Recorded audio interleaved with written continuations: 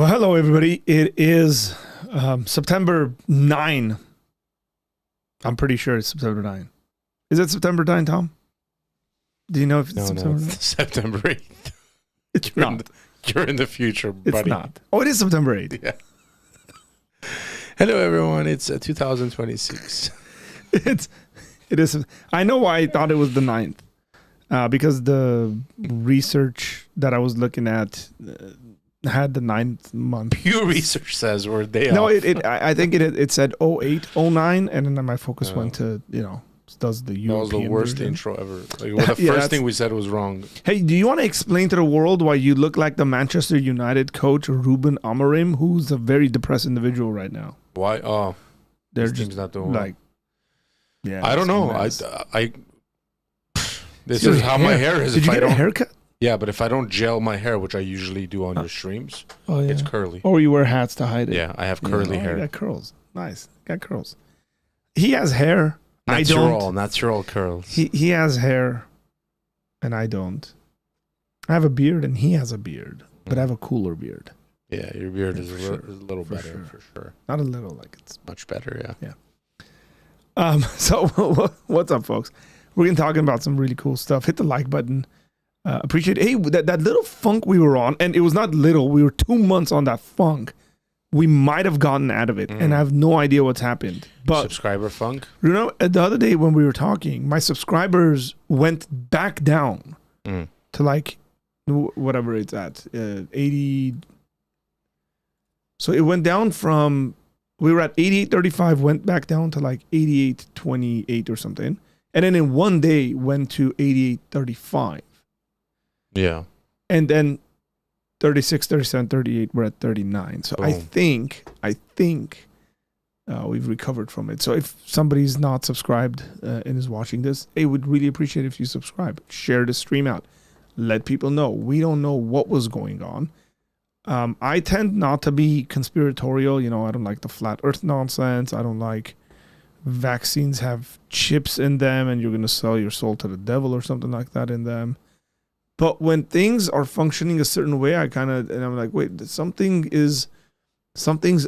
it aloof? Afoot, not aloof. Yeah, I know where you're going. Something's my immigrant afoot. mind is not. What do you mean your immigrant mind is not what? Like, I know the word, but I can't. I think something's afoot, I think is the expression, no, right? It's not. It's not? Isn't it something's a afoot? boot. No, it's something's afoot. No, it's not something's afoot. It's somewhere close to what you're saying, though. It's not something. Something's afoot, bro. Something's afoot means something is developing or happening. Oh. Bro, welcome to America, bro. This guy. I love Donald Trump. I voted for him. He doesn't even know American expressions. You need to be cultured. You need to go to... There's another word. It's not afoot. I mean, Google will just affirm anything. No. I think you should go to community college. Like something's a toe. And No. I think you should go to a local community college and take like American culture classes. I should. Something's a toe. Something's toe is not a thing. No, hey, correct it to something's a foot. That's hilarious. There you go. Something's a foot. So, Tom, how's your weekend been? Jerome, you guys say that there too?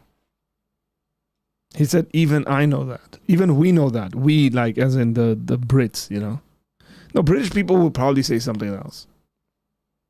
Yeah. I offended a British person this week. Really? Yeah. Where'd you meet a British my friends? person I don't think I actually offended him, but my friends, my good friend's brother-in-law, he's a British man. He was in town, and we were talking, and I said something like, I told her his wife, who I've known for years since we were kids. I said, "Man, it's crazy to have you back. I haven't seen you in a long time, ever since you moved to Good Britain." And the husband was there, and he's like, "It's still great." Oh, that's good. And I was like, you know what? And he's a conservative guy. He's a super conservative Christian. And so I was like, hey man, the man's patriotic. So I was like, sorry man, I'm super patriotic. Like my grandparents fought in the Revolutionary War and stuff. Yeah, your wife's saying you're confidently wrong. That's his MO. Oh, she was there when I said it. I think she was talking about your foot comment.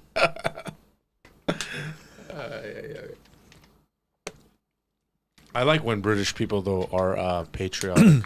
Why you want them to dress up like crusaders and call themselves Richard, no. I just Richard the Lionheart or something? I just think that Europeans should be more patriotic.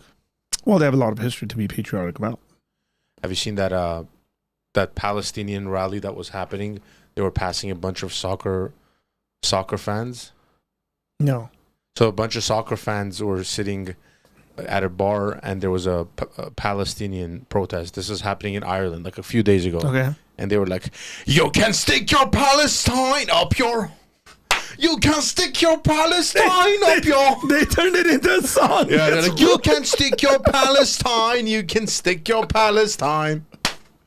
Oh gosh, I mean, that's just like soccer culture. Just and they turn were having anything fun. into a song. They were like out. They were They're having a pint. And you can turn any of it into a song. That's how I'm just gonna talk to people from now on. Okay. There's a helicopter flying over us. Be careful, especially with that comment you just made. Tony's in the house. I'm not pro that position, by the way. Tony hasn't registered for our October 10 event yet. Come on, Tony. Tony, register. You can stick.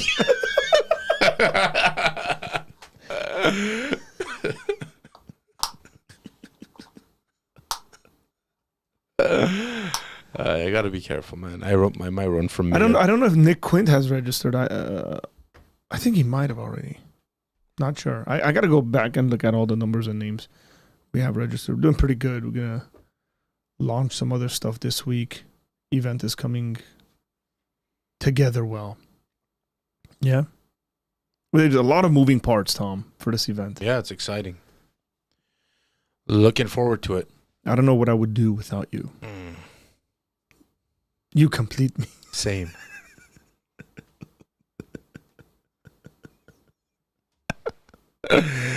Wow, 13 people in here. That's pretty good. Seriously, no joke. For the event, Tom just has been doing so much legwork.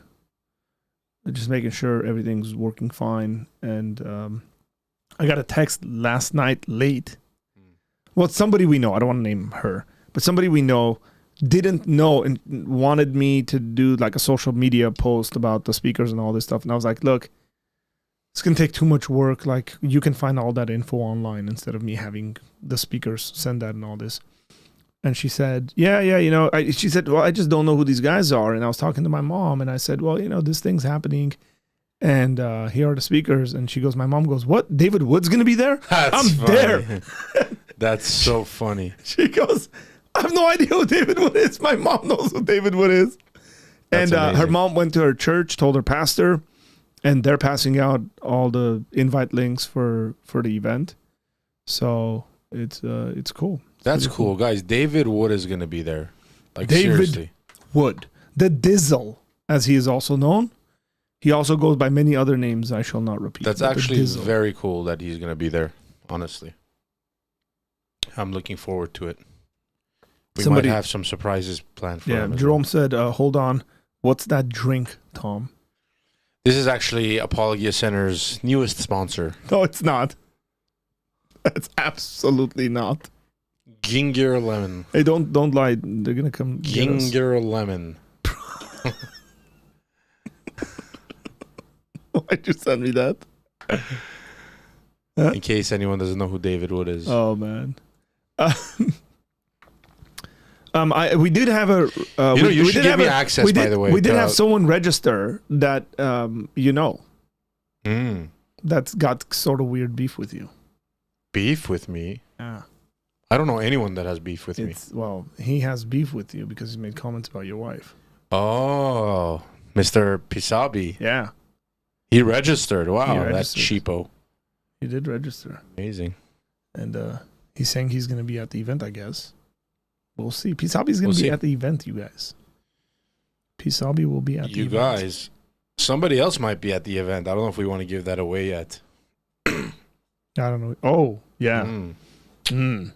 There might be a big surprise. Oh, huge surprise. Huge. Question: Have you? By the way, can you give me access to post like pictures on the stream? No. Like I would have shown that picture right now. Yeah, I don't know how I would give you access unless you had a mouse that was connected to my There's computer. always the old school way. Hey everyone! Don't. I'm kidding. Question: Have you heard of what are your thoughts on the kaleidoscope atonement theory, where instead of holding to one theory like PSA, you combine and harmonize multiple theories? I'd never heard it under that title. I didn't even say it right. Kaleidoscope. But generally, that's been my sense, that there is no one atonement theory that covers every point. As a matter of fact, that was the sense that a lot of my professors had going through seminary. You might get theories that are more predominant. Like I do think substitutionary atonement is a predominant view. But if somebody's in there talking about Christus Victor, for example, my response would be, well, that's true as well. Those things work well together. So, hey, guys, let's do something we haven't done for a while. Can everybody drop in the comment section where you are joining this stream from? Love the title. Thank you. So drop in the comment section, tell us where you are joining us from. And then we're going to jump into our topic, because this Pew Research study that's come out we want to look at. And it came out September the 4th. So that was 4 days ago. And we like to deal with data. Data. That's a cool Facts. name too. What does the word say? Is that like a play on words on what does the fox say? Remember that one? What? What does the fox say? Ring, ding, ding, ding, ding, ding, ding. No? I feel like seriously, you're laughing, but I feel like that's what his YouTube name is. Maybe. It's what does the word say? I think you're just thinking about what does the Bible say? Like, what does the word say? Yeah, that could be. No, I got the word was the Bible, but I thought it was like a play on words, like. Oh my gosh. Location, where are you joining us from? The kitchen. The kitchen. I'm not going to say anything. Do you want to say anything about this? No. Okay. I have to go home today. Wow. He said no. He's just talking about the Bible. Modesto, California. Tony, register for the event, bro. Where is Modesto? I thought Australia. that was in Texas. What does WA Australia stand for? What does the WA stand for? Modesto's in California. Bro, what's wrong with you? That's where like all the Assyrians live. That's probably why I don't know about it. Is that where Thing lives? Tom is so millennial, it's cringe. Apparently, I live in the new Islamic Republic. Where, Michigan? Who said that? Jerome said that. Yeah, it is, man. I'm so sorry. Oh, gosh. Eagle Rock. The epicenter. Toronto. What up?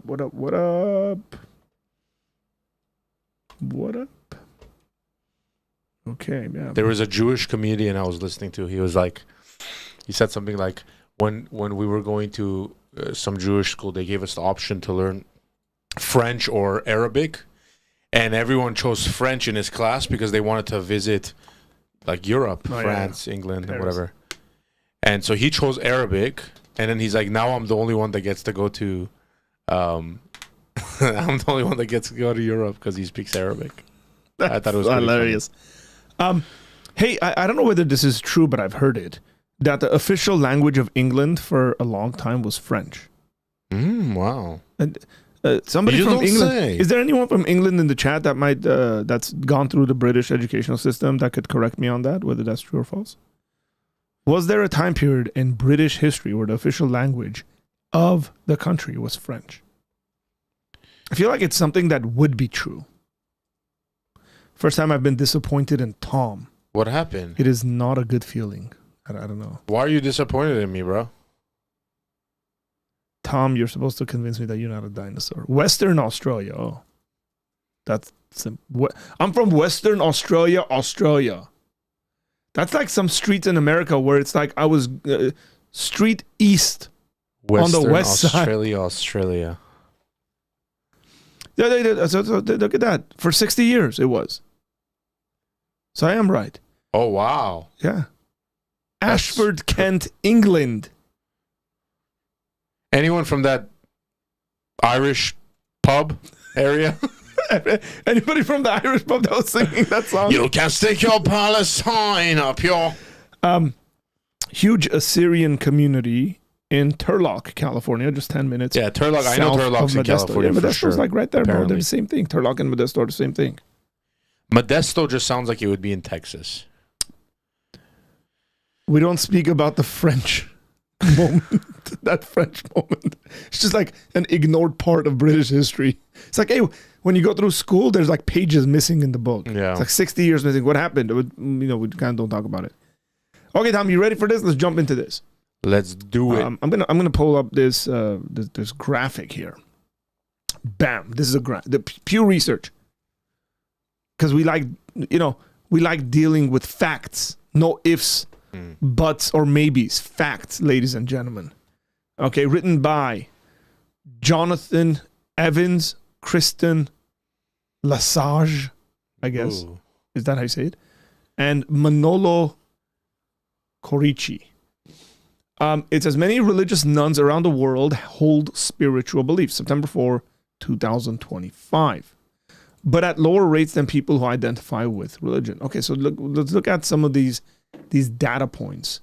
Tom, we're going to throw it to you. Yeah, so the main findings are how big are the nuns?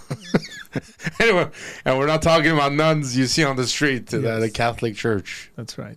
Some of them are big, some of them are small, but those are not the nuns we're talking about. Now, this is a study that was done in many different countries. That's very important, right? So no statistically significant differences are in bold. Religiously affiliated people include Buddhists, Christians, Hindus, Jews, Muslims, and adherents of other religions. Right. Guys, by the way, if there's any foreigners watching this, it's like actually is like not nuns, because I feel like you could make that mistake. Oh, okay, so guys, it's not the Catholic nun, like the nun, the unmarried woman. Not N-U-N. Yeah. Nuns. N-O-N-S. None. Religiously non-affiliated, yes, right? yes. Like nuns, like right here on the screen. Nuns. Okay, which is they don't affiliate themselves with any religion. They're nuns. Yeah, nuns. They're horrible nuns. None. There's a nun. There's a U and an O. Pronounced differently. If I was some like crazy white guy right now. Okay. You mean to tell me the nuns are unbelievers? I knew that already. Them Catholics. Them Catholics. So what are we looking at? Okay, so how big are the nuns? Sorry, this is going to be tough for me today. In Japan, 55% of adults have no religious affiliation. Mm-hmm. Europe sees similar numbers. Netherlands at 53%, not surprising. Sweden, 52%. The United Kingdom at 46%. US, there are 29%. 29% are nuns. Whatever, man. This is going to be rough. I know. It's just when I'm in this mood. Okay, so 29%. Yes. Brazil, 15%. We're Mexico, looking at this 20%. number. Yeah. So we have Sweden's the highest one we have. Well, no, the Netherlands is, I think. Yeah, Netherlands is 50. No. In Europe. Yeah. Japan's 55%. So they're not religiously affiliated. I have heard from missionaries to Japan that Japan is one of the hardest places, if not the hardest place on the planet, to do missionary work and evangelism. Is that because of like danger or language barrier? No, it's not danger. It is the way the culture is, and it's highly offensive to ask someone to do something because then they'll feel obligated to do it, but they won't ever talk to you again. Like if you go to someone in Japan and go, hey, you need to accept Jesus as your Lord, they might be like, sure, I'll do it, just to save face. Oh. Okay. I'd be like, stop. So, what's the? You're right. I agree. So we're looking at these numbers, and so then, where do we want to focus? By the way, so that's what I'm saying. So we're looking at the religiously non-affiliated, right? And then we're going to look at this blue number, right? The blue number would be people that would actually not believe in God or the afterlife. And look at the significant difference. So you have in Japan 55% that won't claim any religion, but only 14% of them say God doesn't exist and there's no afterlife. A vast majority of these individuals believe either in an afterlife, or they believe in God, or they believe in God and the afterlife. And that seems to be the case all the way down. I mean, Sweden's kind of in the middle, right? It's almost a 50-50 split. But everything else is the majority. Greece, you get like a 50-50 separation. Hungary's a bit higher than that. Okay. But yeah, like if we're looking at the US, we get 29% of people saying they are not affiliated with any specific religion. You might hear this in language like folks saying, I'm spiritual but not religious. Yeah. And that would be, hey, they believe in all these things. We're gonna, guys, at one point or another in this video, as we talked about this, we're gonna bring this to why it matters when you do evangelism and apologetics specifically. Why this data is really, really hopeful data. It's really good stuff that we're seeing on the screen. Yeah. Now, Tom's been talking about, one of the things that Tom's been talking about publicly and privately is that there's a cultural shift happening towards Christianity specifically, but also, I would just say, towards religiosity. Yeah. You want to say a couple of comments about that? Yeah, I mean, on the practical side, it just seems a safer world for Christians out there. Just from my personal experience, not even what the data is showing. It's. I was telling Arthur, it's less. It's more cool to wear a shirt with Jesus or your shirt or your church on it than like go outside with blue hair and like an LGBT flag rainbow on your shirt. It seems like there's a major shift happening. And what I've been telling him is that we should, first of all, we should be wary of that, because if it shifts one way, it can usually shift back the other way. So I think this is a great time for us to push forward. My recommendation or encouragement has been to not shy about any of this kind of stuff. Like really push the Christian, conservative, etc. view. So the data shows that we should. Yeah, we should. So think about it, guys. Let's just put that graphic back up. Let's just say I'm in a coffee shop, okay, and I'm in the United States. As a matter of fact, let's say the UK, because people in the UK constantly tell me how bold Americans are when they talk about their faith. Yeah. But so I want to use the UK as an example about this because I think it's interesting. So you get 46% of people saying that they are religiously non-affiliated, which is a significant number of the population. Here's the crazy thing. Half of those people would be very willing to consider metaphysical truths like God's existence, like the afterlife. They might actually already believe in it, which means if you're wise about the way you engage in conversations, you can have really, really good conversations about God and about the Bible, about Christianity, about faith.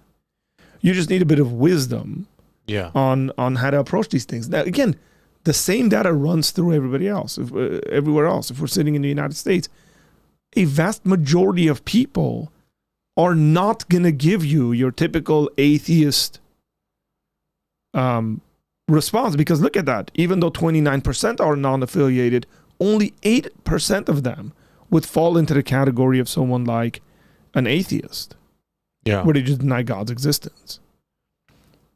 The rest, the other 21%, you can have really, really good conversation. By the way, I'm not trying to say you can't have really good conversations with atheists.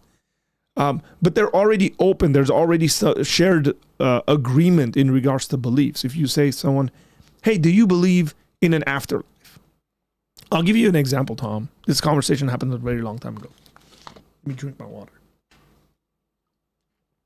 I was doing a homework assignment.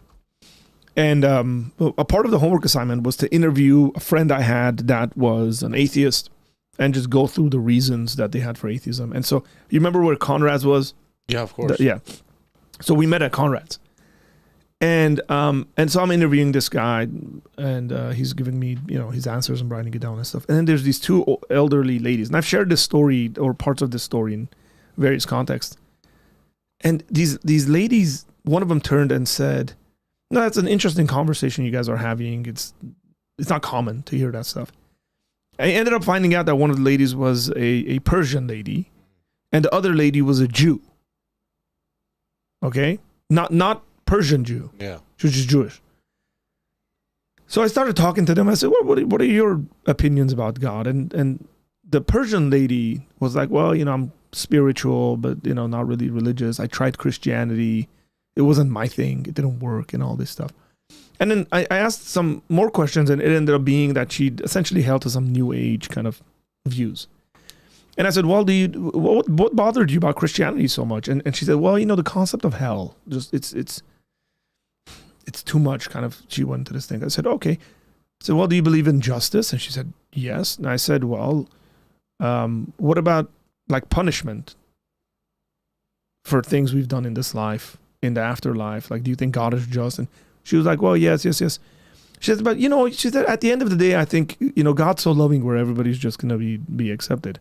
And then I took advantage of the moment because they were really good friends, and one of them was Jewish. So I said, even Hitler? Ooh. And her friend said, you better think very carefully about how you're about to answer this question. That's a good one. And she got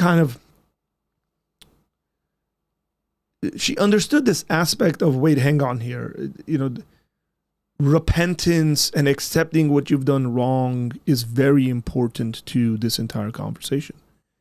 But it was a great conversation I had with these, I forget when this was, but these ladies were at the very least twice my age, if not more. They were more, I think. And I just got to kind of put something in there about, hey, your view of justice seems inconsistent. It was a fun conversation. And it wasn't combative by any stretch of the imagination. Even when I brought up the evil one, in modern culture, Hitler's more evil than Satan, by the way. Tom, if you haven't thought about that. Like, he's the most evil person someone can think about. Instead of Satan, we think Hitler. Yeah, Hitler's the one. Yeah. And it's Nancy Pelosi for me, but even the way I brought it up was, it wasn't like in an aggressive kind of manner. It was like kind of tongue in cheek to get a rile up from her friend and all that. And they both caught onto that. It wasn't a surprise. I'm just saying, those people I had a conversation with fit this data point. That you guys feel free to talk to people about your faith. The data suggests more people agree with you than disagree with you. If you're a Christian, more people agree with you on not your Christianity, but there's aspects of your Christianity where more people agree with you on life after death. So maybe that should be your starting point when you talk to someone. I remember we used to do evangelism where we used to just ask people, hey, if you were to die today, would you go to heaven or hell? And, people would answer it, and most people would say, well, heaven, I'm a pretty decent person. This is kind of, what's his name? Ray Comfort's style of doing evangelism. So why not? You okay, bro? yeah, my charger fell out. Sorry. Why not? We'll edit that out. So why not approach someone and say, hey, do you believe there's life after death? And somebody says, yes, I think that's a pretty reasonable thing. And then you say, well, what do you think is going to happen to you after you die? And then just let them talk. Hear their view out. And then you can talk about justice. You can talk about God's promise. So many really, really cool things. Yeah. Or have you lost someone you love? Where do you think they are? Something like that. So what do they actually believe, these nuns? Yeah. In Brazil, 92% of them believe in God. Just some quick facts here. In the US, 45% of nuns believe in God. Sweden, only 10%. Man, Sweden is a rough place. Yeah, Sweden is. And it's funny because a lot of people will claim Sweden is like one of the happiest places in the world. Mhm. I don't buy it. I feel like they're doing those data stuff in Sweden. Like that's where they're, like the company is in Sweden. Because they don't seem happy. And by the way, there's a lot of like Swedish people I know that are Armenian, to be fair. So they are a little happier, but they're still not as happy as like an American. So I don't know where they get these like things from. Maybe that's what they answer. Maybe they're forced to answer that, or they don't get like gas. Well, I don't know what, it's important to, when we use metrics like happiness, it's such a subjective thing. It becomes a bit tough because, I don't know. Like if you did a data like this in North Korea, I suppose you get like 99% happy. The happiest place in the world. Afterlife in 7 countries, at least half of nuns believe in life after death. It's so interesting. Like Peru is 65, Brazil 62, Mexico. The Latin American countries are very religious. Very religious, but at the same time, it's very tricky because, by the way, I'm not trying to be funny or facetious, but they're very religious, but at the same time, it's some of the most dangerous places in the world, filled with like the largest amounts of gang and violent activity. And it's funny because even like the worst gangsters in those areas will like go to church and have mass or whatever. Well, they'll even have I forget who I was talking to, but there was this whole ritualistic ceremony. That's what it is. It's very like spirits and ritualistic. Yeah, ritualistic ceremonies that some of the Mexican cartels were doing before they went out and like slaughtered families. Yeah. So these are religious societies. That's the thing that we shouldn't get mixed up. These are very religious societies. As a matter of fact, I would say quite a bit of religiosity in South America with Catholicism is syncretized Catholicism. There's been a synchronization between indigenous religions and Catholicism that's been brought together. So that's why you'll see very, very, very strange stuff, I think, within these countries. But again, the data's not showing atheism is, kicking butt and the atheists are taking over the world or something like that. It's just people, and this might be because of the growth of democracies in countries and stuff like that. Kind of the, what's the word? It's essentially where people have the freedom to reject what they've been given and go back to indigenous beliefs and all that stuff. Nonetheless, still religious, still beliefs in spirits and God and afterlife and all that. That's what this data tells me.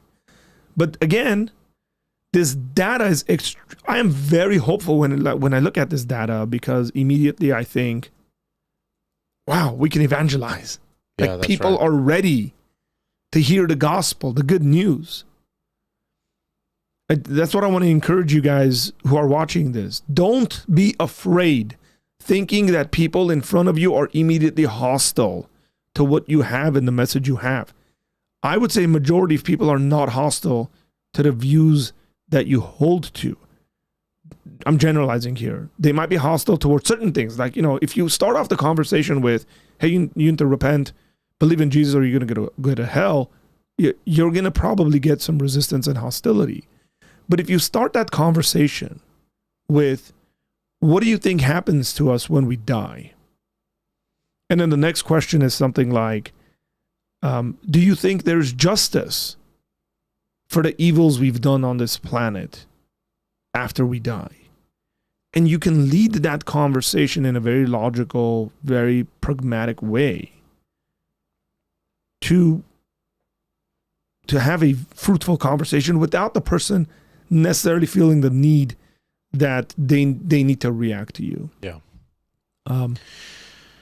This is an encouraging, one of the more encouraging stats in the article is in Germany, South Korea, and Sweden, 75% to 87% of nuns never pray, which means, if you do the math, there's somewhere around 25 to whatever, 17%, whatever, that do pray. That's actually very encouraging. Yeah. I know this stat we're trying to say like 87% of them, or 75 to 87 don't pray, but it's great. I know a lot of Christians who don't pray. Yeah. So if you got 75% of people who don't claim any religious affiliation praying, man, like there's a large group. So here's this caught my eye. This is very interesting. So look at these three categories we're looking at here. There's something spiritual beyond the natural world, even if we cannot see it, right? So look at Canada, 53% of people. And then 25% believe in God. But it's very interesting. 54% of them believe that animals have spirits or spiritual energies. It's just very interesting to me. Yeah, I would never believe. So they don't believe in God. Well, no, I think animals have souls, but yeah, me too. Remember we had this debate? Yeah. That I won. So the lack of belief in God, but if you're talking about animals having souls, again, notice I'm trying to train you guys in how to have these discussions, okay? I wouldn't start with God exists or doesn't exist. I'd start with, hey, do you think animals have souls and spirits and stuff like that? And they would say, majority would say yes, right? And I would say, oh man, where do you think spirit, like if animals have spirits, doesn't that mean human beings have spirits? We're animals. They'd most likely say yes. So, well, where do you think these immaterial souls and spirits come from? So even though they might not say they believe in God, because a minority of them say they believe in God, they have what's called cognitive dissonance, which means their beliefs are not consistent. They don't line up with each other well. And so I would take them back and say, well, isn't it more reasonable to believe that animals and human beings have spirits and souls because there is a God? And then now you're back to the God conversation. You didn't start there, but you're back there with way stronger foundation for them to admit that they do believe in God. And again, here I am just talking about a way you can do proper evangelism, proper conversations with people. Because that's the goal. That's what we want to train you guys in. Have you heard of Gad Saad? Yeah. I like Gad Saad. Yeah, Gad Saad. I was listening to He's a G, bro. Yeah, I was listening to his Joe Rogan interview, and he was talking about cognitive dissonance, and he was showing how people, as a professor, he was saying how people will attempt to somehow change their beliefs in any way possible without actually letting go of their initial belief. So if someone says, I don't believe in God, right? And then you bring up these points to them, like, does your dead mom have a soul or a spirit? Where is she now? When you're visiting the gravesite and talking to her, is anyone listening? How about this? How about this? Like, they'll wiggle in every single direction in order to keep their main point, which is there's no God, alive, rather than saying, hey, you know what? I might be completely wrong about that, and there's a possibility that there is a God. So I think that's where Christians should focus, especially in culture, not necessarily debates with atheists, but generally when you're fighting different battles or different ideologies, is you should make them somehow see the inconsistency between their original belief and how much they've tried to justify different things in order to keep that belief alive. Yeah. Because if you can show them the inconsistencies there and have them admit to the inconsistencies, then it becomes much easier to dismantle their original belief. Well, because predominantly because one of those beliefs is more central. So, for example, suppose we're talking to someone and they say, yeah, I believe animals have souls and all this stuff. And then we come back to the God question. They could at any point say, well, I guess you might be right. I don't think animals do have souls. Yeah. Because they don't want to give up their non-belief in God. But that's because at that point, their non-belief in God is a lot more central to what we call their noetic structure. So if you want to look that up, you can noetic structure. Your noetic structure is the sum total of all your beliefs and the reasons for those beliefs. And there's things that are more central versus things that are more like peripheral, right? So me thinking, I've always given this example, but me thinking that vanilla ice cream is the best ice cream there is, it's not very central to me as a person. Yeah. My belief that God exists is very central, right? So, that's partly why you're seeing that sort of behavior that Gad Sad is talking about. Big shout outs to Gad Sad. Gad Sad, legend. Big shout out to our very good friend Sad. In Brazil, they're mostly Pentecostal. I don't think that's true. I don't think a majority of Brazilians are Pentecostal. They're mostly Catholic, but she is right in the sense that there's a huge Protestant. Pentecostalism, specifically in Brazil, has been growing. For some reason, I remember, and this could be just faulty memory, that about 12% might be Pentecostal or something. But again, you guys can fact check that. I could be very wrong about that. Sweden hates the preborn. Yeah. Ben Shapiro was on the Breakfast Club. I saw that. Did you see that? That was part a good of conversation. The abortion conversation. Yeah. We'll pull that up because I have comments on that. But you liked it overall, I'm assuming. So I've seen a certain portion that Ben Shapiro put up, and there was things that could have been said that weren't said. Yeah. That I wish were said. Okay, if you're going to bring that up, then we'll wait for that. Yeah. You want me to go on a little bit? Yeah, let's look at this about some data. different points. So superstition and intolerance, 83% of the UK of nuns say religion encourages superstition. Law and politics, this is interesting. 34% in South Korea. And by the way, when I'm giving these percentages, these are percentages of the nuns, right? Yeah. 34% say the Bible influences law a lot. Only 11% say it should. So still 11% say it should. Yeah. That's pretty crazy. How secular are the nuns? Consistently secular. No God, no afterlife, no spirituality. Sweden, half of nuns, about 28% of the entire population are secular. Australia, Netherlands, Korea, 20 to 25%. US, only 8% of the total population are consistently secular nuns. Consistently secular. I wonder what that means. And Mexico, 2% are consistently secular. So it seems like US is a long way from reaching those numbers in Sweden and whatever it is. Oh yeah, Germany. very long way. So, I mean, that's encouraging to hear. This is where our main battle is in the United States. Well, again, that's when Christians kind of talk about how secularism is dominating and it's everywhere and this and that. The data doesn't show that. No. That we're under some kind of majority secularist thing. No. It could be that there are very influential people and very loud people that are out there that are like this. But in regards to your average American, that's just not what that's not what the numbers show. And so again, that's very hopeful. I'm not saying, 8% are whatever the numbers were, 8% are consistently secular. Therefore, the other 92% are conservative Christians. I'm not saying that. What I am saying is the rest, the majority, are very open to having conversations about faith and Christianity. Again, my whole point, the reason why I do apologetics is to evangelize.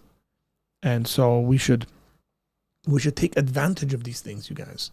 So the scary part, Arthur, is it says, even as formal religious affiliation declines, belief in God, the afterlife, and spirituality is alive and well in surprising places. People may leave the church, but they haven't stopped looking for meaning. Now, this is the important part here. What is that? People may leave the church, but they haven't stopped looking for meaning. That's right. This is when I think Christians can be most useful in current culture, because churches might be, and I don't know how true this is even, at least not in our community, but churches might be declining. But if there are people that are out there hungry to know some kind of truth about God, afterlife, then there's no excuse for us. We have a really good evangelical opportunity. Yeah. We have a bunch of people who are willing to hear the word of God. And lucky for us is our only means in doing that these days are not just by pulling people into church initially. That's the goal. But we have a bunch of ways we can reach out to people who are interested. One of them being what we do on YouTube. Another one is TikTok, influencers, whatever, anywhere you can spread content. Well, the other article I was looking at, kind of covering today, had to do with AI and its use. So pray.com, I think, if I'm not mistaken, they have a YouTube channel where it's like AI Bible. Yeah. They posted a video that's sort of like Revelation, end times kind of stuff. The video's been booming, like insanely booming, okay? Wow. And so they did an article. I don't know if this was PBS Kids or whatever, something like that, did an article. And they were talking about how the numbers just show. Here's AI Bible, by the way. That's the thing. That's really cool. Bro, hyper literalist AI sort of stuff, but the videos are really, and they're like short films. So I was looking at a couple of them. Is this the entire Bible? Or look at this. This is 2 months ago. No, they're just different parts. Like this one is the rapture and second coming of Christ. Look at this. 2 months ago, that's 771,000. Can you play that? Yeah, but not all of it. Okay. I want to see how this looks. It looks pretty sick. That's our rapture verse. I'm going to speed it up a little bit. No, man, that takes away from that. Darkened, and the moon will not give its light. Gotta be epic. Anything slow it down. Even the stars in the heavens will fall from the sky as the heavenly bodies shake.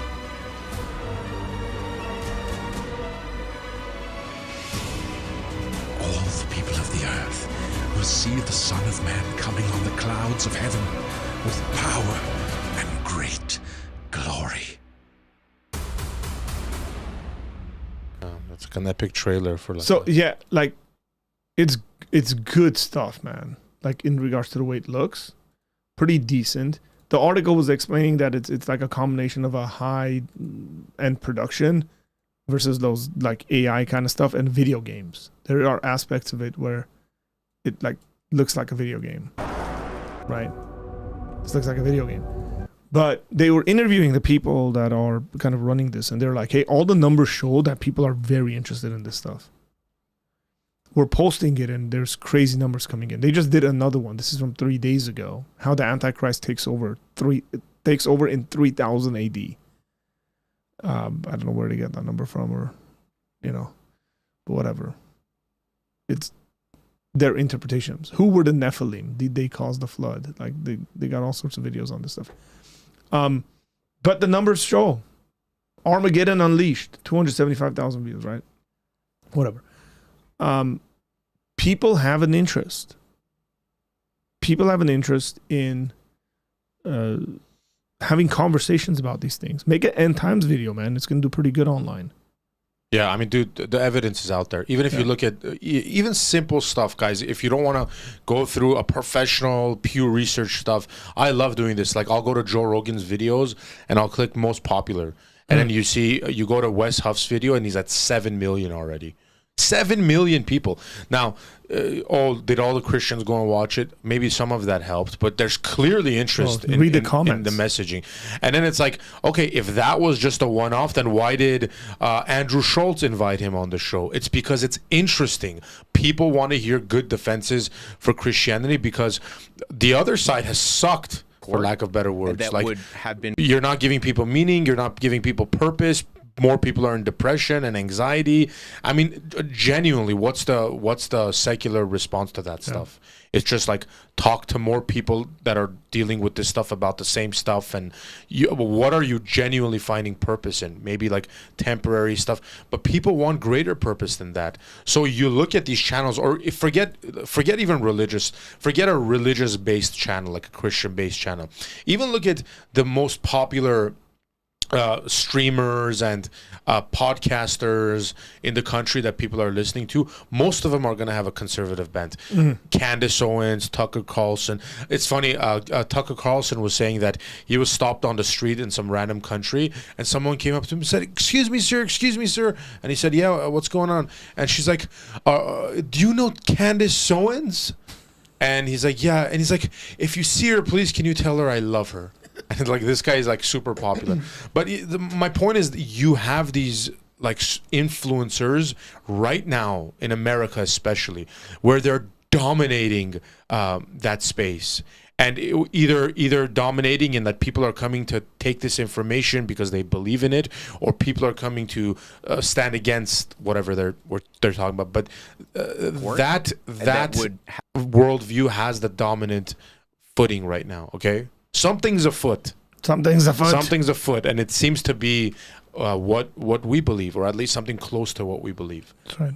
So we have to take advantage of it. Like, we have to take advantage. Yeah, and I'm not talking about it taking, like, when we talk about taking advantage of it, we don't mean in the manipulative sort of sense.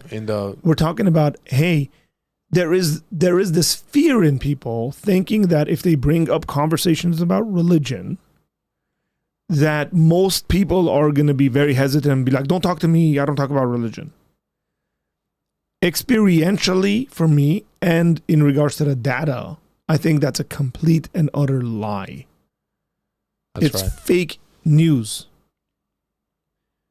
Most people will actually love to have conversations with you about religion, about faith, about the afterlife, about spirituality. Christians, in my opinion, I think are cringe often, right? Like, especially evangelicals can happen to be like very cringe in the way they have like robotic conversations about God. You just need to develop how to have good conversations. You got to learn the skills of being a good conversationalist. And in doing so, I think you'll be blessed. Okay. But you know what the scary thing about all of this is that the pushback is going to start. So I'm super interested in, like, obviously political stuff and being in that world. And I'm noticing that, like, have you guys noticed the LGBT / trans activism stuff has kind of slowed down on the internet? Not that it's not there, but it's slowed down. And that scares me, because whenever they slow down with something, it's because they're ramping up something else. So in the next few years, I guarantee you this, and it's not just me saying this, everyone is saying this. I guarantee you in the next few years, it's going to transition, for no pun intended, into another form of kind of liberalism and anti-God ideology. It's going to go to like more of like a populist, communist sort of conversation, especially with like the AOCs and stuff like that rising. So we have to be careful. But also, Arthur, the other thing that scares me is in Great Britain, or as I call it, Good Britain, a comedian named Graham Linehan, who is very I guess he used to be very popular, but when this trans stuff started happening, this bathroom conversation years ago, this guy was very outspoken about, like, that transgender shouldn't be in the men's or women's bathroom, and that you should stop mutilating children and things of that sort. And apparently, like they bled this guy dry. This guy lost everything, no source of income, became poor. I listened to him on a few podcasts, knew nothing about him, but how, like, he was like crying. He's like, they ruined my life. He was sort of the center of cancel culture in Great Britain, in that region, in that area. But anyways, this guy recently, in April 2020, put a tweet out that said, if a trans-identified male is in a females only space, he is committing a violent, abusive act. Make a scene, call the cops, and if all else fails, punch him in the balls. This guy's a comedian. He's on the edge. He landed in whatever airport, Heathrow or whatever, in London. Is it Heathrow? That's one of them. Yeah. He landed there, and there was like five armed police officers that arrested him for that tweet. and took him to jail. And then apparently he had like some kind of episode where he got sick and they had to release him. But this guy's like being charged for hate speech, violent threats or whatever. So I'm telling you, my point in that being is, as we try to win the conversation, win the argument, both in the political world or in the faith and religious world, there's going to be pushback. And, you know, the pushback might start with these kind of people, like on the more higher echelon of society, but then it'll eventually, guarantee you. I think we're going to have a nice couple of years, Arthur, few years maybe, where we're kind of throwing this content out there, we're laughing, we're enjoying it. Remember when these liberals used to say like, and then slowly, like years down the line, the conversation might change. So the question is, have you built enough? Have you built your army, your soldiers, your base, your equipment? Have you built it up enough, strong enough, so that when the pendulum does swing the other direction, you can fight back, and you're not the cringy Christian that the atheists were making fun of in like the early 2000s? You know what I mean? So then two thoughts. Culture, I think it'll be a lot longer than that. If we're doing if there's a actual cultural shift happening, I think it'll last longer than that. Especially if that's coupled with religious, what I would call revival, like Christian revival. That's right. If it's just like a social kind of thing, it's going to last very little. The children of those people will end up driving it back. Okay, 100%. If there's actual revival happening in people's souls and they're becoming Christians, then now you're seeing families and kids being raised in Christian ways, and so it lasts a lot longer. So turning that ship, I think, becomes a bit more challenging and all of that stuff happening. What was the other comment you made? On the comedian, maybe? Yeah, I don't know. Skip my mind. Should have written that down. It's crazy what they're doing to this comedian. So they are going to try to push back, honestly. Yeah, I don't know much about him to comment on it. I know the UK has certain things on the books in regards to hate speech. Like you can't say racist stuff. And as a matter of fact, I got to go back and look at this. Somebody who's been a guest on my channel, who's an agnostic guy, Joe Schmidt. I really like Joe, but he put up something about can thoughts be harmful? And again, this is like a philosophical ethical kind of question of when say a racist person who has racist beliefs and thoughts, is that individual held up to like moral responsibility and all that stuff? And can it be harmful? And I haven't seen the video yet, but I left a comment on his Facebook post. I said, does one being a theist versus an atheist significantly impact your view on this or the conversation about this? I don't know. That was on Facebook, so I haven't checked it to see if they've responded. Because in my mind, it would have to. Because in one sense, you have God holding people accountable. And in the other sense, you're just dealing with philosophical responsibility, I guess. Whatever that may look like. But I'll go back. This is a good reminder for me to go back and watch that video. Hey, let's transition over here to this Ben Shapiro conversation on. So it says on the Breakfast Club, it says Ben Shapiro on lions and scavengers in America, analyzing societal conflict, banning abortion, plus more. Do we know which minute that conversation about abortion is happening? Oh, I just saw like a short that was put up. I know they don't have chapters. I'm shocked that this channel doesn't have chapters. Club. Yeah, I just saw a short, but it was very, very, even that short was very good to listen to because Ben Shapiro was pretty quick on his feet. Is there a way for me to search stuff up on inside YouTube where it tells me? I think there is. Just don't know what it is. Like how to do it.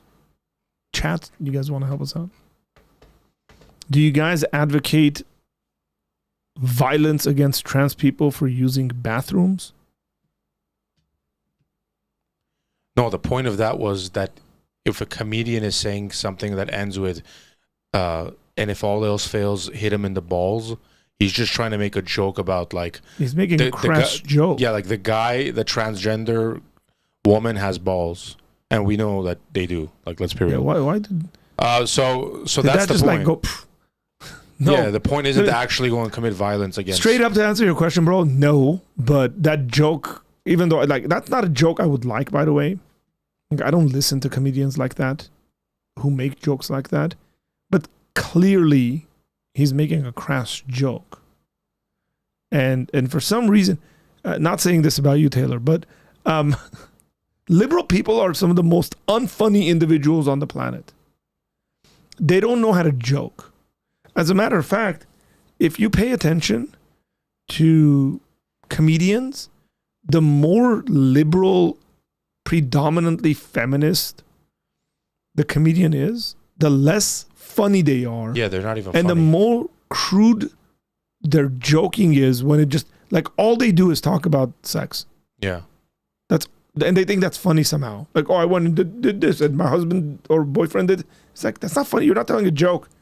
You're just telling us what your bedroom looks like. My wife's boyfriend. Yeah, don't get into that. Okay. Arnold said chat GPT it. Are you going to get on that?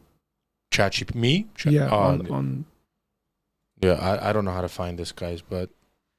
What do you mean? Okay, let me see. I didn't even like the video. It was so good, I forgot to like it. Which video? Our video? The Ben Shapiro short that I saw. Yeah, hang on, I'll chat GPT it. And then there's always like random woman like, no, but do you think? Like, dude, like, if you're gonna have Ben Shapiro on your show, whatever you think about him, do 5 minutes of research, brother. Like, that's kind of what I wanted to focus on. Yeah. ChatGPT saying I can't do this. Open the video on YouTube yourself. Do something. Bro, it literally said open the video on YouTube yourself. Use the ... menu, the 3 dots. Oh, it's telling me how to do what I was saying.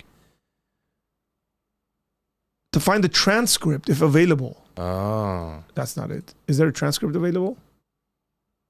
I don't see it. No. That's how Ruslan does it. I found out Ruslan's secret. Accessing transcript. How come there's no transcript? Show transcript. Bam. Got it? Right here. Look. See how it pops it up? Yeah. Right here. Okay. Now you got to find out which section of the...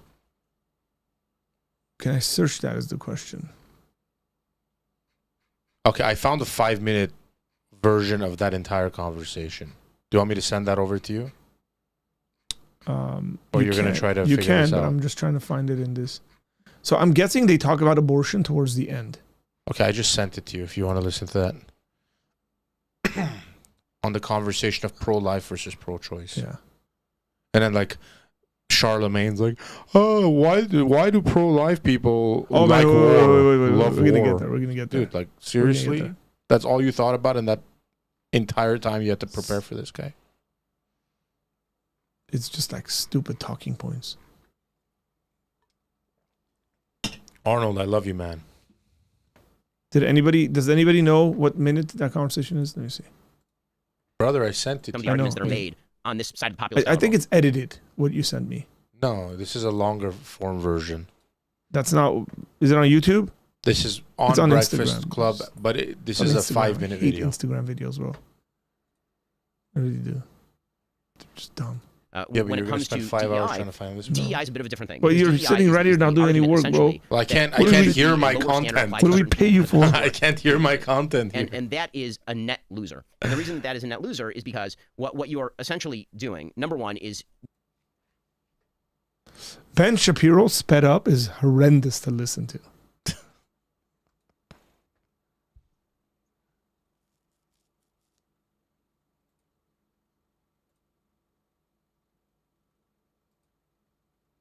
Say something for the audience, bro. I can't speak over Ben Shapiro. No, it's not here. Just put the Instagram video. Shh.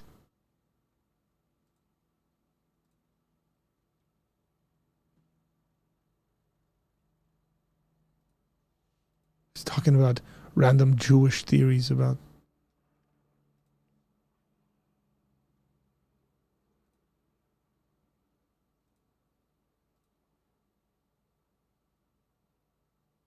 Mm-hmm. Yeah, go back a little more. 2 more minutes. Start there. Yep, start there. All right, guys, listen. Okay. It's an awful lot of damage. I think that the atom. Should we like edit this into something? I think so. I think we can. I can run an intro on this, and then we end up editing it. Yep. Do it. Let's do it. Okay, so Ben Shapiro was on the Breakfast Club, and they were talking about abortion. We want to review that, see what points were made that were good points, counterpoints that were good, and some things that we can respond to and think about this biblically, Christianly, philosophically. So, Tom, we're going to jump into this. The atomization of our society, where everybody kind of sits in their own room and they never get together with other people, is really, really, really bad. I'm in a very involved synagogue community. And one of the beautiful things about a highly involved synagogue or church community is that a lot of the lines that we talk about go away. And this is what Robert Putnam, again, Harvard scholar and not on my side of the political aisle, has said. He says that if you actually want to build social fabric and community, what you need is a common goal, and you need people getting together like in person, socially. And that's what churches tend to do. It's a really good point. And that's really, really important. I don't think that any sort of government, artificial alternative is going to be able to do all of those things. You're talking about community. Yes, That's what you're community. And this is where I get back to, like, these are all choices that we can make personally, right? We can make the choice, like today, whether we want to go to church on Sunday, right? We can all make that choice, right? When it comes to our relationships, we can all make the choice. How about Ben Shapiro encouraging people to go to church and worship Jesus as God? Just dead on He'll that. come around. He'll come around. As to whether we would like, with rare exceptions, obviously there are, but most people can make the choice as to whether to get pregnant out of wedlock. These are choices that we all can make, and we need to teach our kids, because if we do that, then their lives will be better, and if we don't do that, then their lives will be worse. And you believe in banning abortions, right? I'm pro-life, yes. Okay, before the whole abortion conversation, that comment of you are in control of your own body in such a way in your own life where you don't have to get pregnant. There's a very, very easy way of not getting pregnant, by the way, everybody. Really? Yeah, dude, like, chat, listen to me. This, 100%. Can I chat GPT it? No. Just listen to me. This is great wisdom I'm about to share. It's amazing. This is how you don't get pregnant. Don't have sex. Whoa. You don't want to get pregnant? You don't want to have an abortion?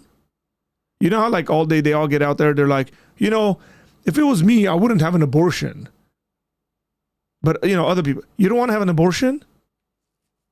Don't have sex, don't get pregnant, don't have an abortion. Or get married, have sex, have kids. Don't get an abortion. Yeah. Don't get an abortion. Either way. Even in cases of incest and rape? Yes. Why? Can you slow this down? Yeah, Is it so- possible just Yeah, the let's- regular speed here? It's kind of fast. So the question is asked, are you against abortion? He says yes, and the immediate thing almost always is, even in the case of incest and rape. Yeah. Whether we would like, with rare exceptions, obviously there are, but most people can make the choice as to whether to get pregnant out of wedlock. These are choices that we all can make, and then we need to teach our kids, because if we do that, then their lives will be better, and if we don't do that, then their lives will be worse. And you believe in banning abortions, right? I'm pro-life, yes. Even in cases of incest and rape? Yes. Why? Because this is a sort of a fundamental definitional question. If you believe life begins at conception, then regardless of the source of the life, it now has an independent interest in life.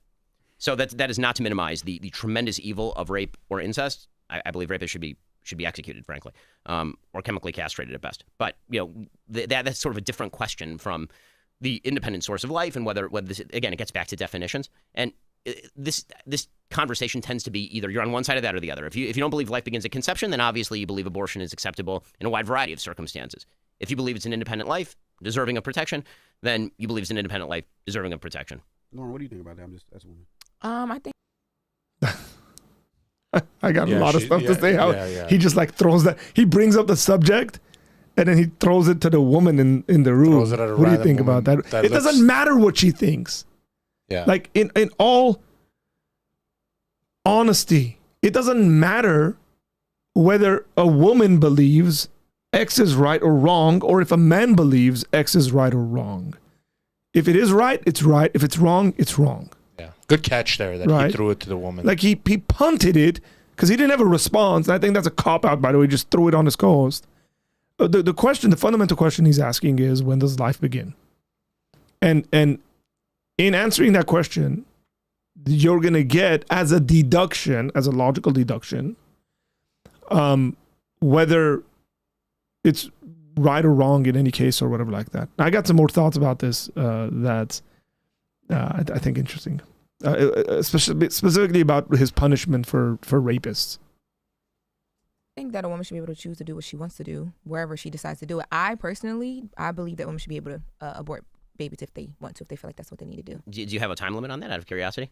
I mean, I think it should happen earlier on if it were me making a decision for myself, but I think it's up to the woman and what she's personally experiencing and what she personally went through. I really think it's a per person thing. That's why I think it's crazy when you have like these structures and these like people who are not in that situation making the decision for the woman of what you can and can't do, because it's very like per person. My situation might be different than another woman who's sitting next to me. Right. So again, this is sort of the definitional issue that we're talking about, because you're talking about what a woman should be allowed to do.